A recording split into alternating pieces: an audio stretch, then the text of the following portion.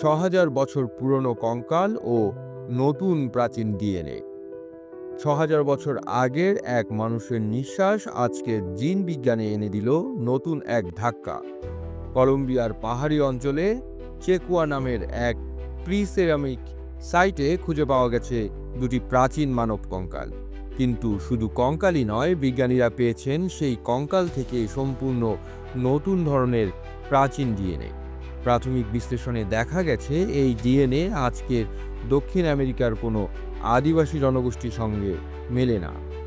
এটি একেবারেই ভিন্ন এক অজানা মানব বংশধারার প্রমাণ।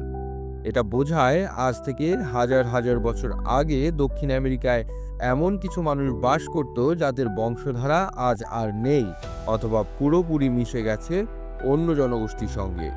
গবেষকরা বলছেন এই ডিএনএ দক্ষিণ আমেরিকায় মানব অভিবাসনের ইতিহাসে একটি নতুন অধ্যায় যোগ করতে পারে। এটা প্রশ্ন তোলে, কে ছিল এই মানবগুলো, তারা কোথা থেকে এসেছিল, কেনই বা তাদের জিন আজকের মানুষের জিন থেকে আলাদা। ৬,০০০ বছর আগের এক নিঃশব্দ মানুষ আজকের বিজ্ঞানে ফেলেছে এক গর্জন। নতুন ইতিহাস কি লেখা হচ্ছে ডিএনএর অক্ষরে? আপনারা দেখছিলেন প্রতিদিন সকাল।